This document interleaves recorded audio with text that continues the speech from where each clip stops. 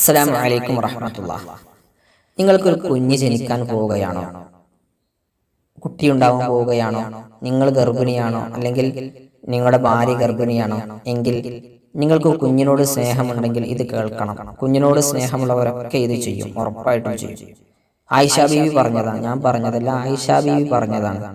നോക്കൂ, എന്താ ചെയ്യേണ്ടതെന്ന് അറിയോ നിങ്ങൾ? 5-ാമത്തെ മാസം മുതൽ 9-ാമത്തെ മാസം വരെ ഓരോ മാസവും ചെയ്യേണ്ട അമലുകളാണ് ഞാൻ വളരെ പെട്ടെന്ന് പറയുന്നത്. ആയിഷ ബീവി പറയാണ്, 5-ാമത്തെ മാസത്തിൽ ഒരാൾ സൂറത്തുൻ നസ്ർ പാരായണം ചെയ്യണം. എന്താണ് ചെയ്യേണ്ടത്? 5-ാമത്തെ മാസത്തിൽ ഗർഭിണിയായ സ്ത്രീ പാരായണം ചെയ്യേണ്ട സൂറത്തുൻ നസ്റാണ്. ഇദാ ജാഅ നസ്റുല്ലാഹി വൽ ഫതഹ്. 6-ാമത്തെ മാസത്തിൽ പാരായണം ചെയ്യേണ്ടത് സൂറത്തു മറിയമാണ്. കാഫ് ഹാ യാ ഐൻ സ്വാദ് എന്ന സൂറത്തു മറിയം. അതേപോലെ തന്നെ 7-ാമത്തെ മാസത്തിൽ ഗർഭിണി പാരായണം ചെയ്യേണ്ടത് ഇന്നാ അഅ്തൈനാക്കൽ കൗസർ എന്ന സൂറത്താണ്.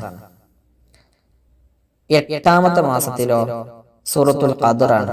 സൂറത്തുൽ ഖദറൊക്കെ പാരായണം ചെയ്യുമ്പോൾ ഒരു കൈ വയറിന് മുകളിൽ വെച്ചിട്ട് നിങ്ങൾ ഓതിയാൽ മാതാപിതാക്കളോട് നല്ല അനുസരണയുള്ള സ്വാലിഹായ മക്കൾ ഉണ്ടാവാൻ കാരണമാകും. ഇനി 8-ാമത്തെ മാസം കഴിഞ്ഞാൽ പിന്നെ ഏതാ മാസം? 9-ാമത്തെ മാസം.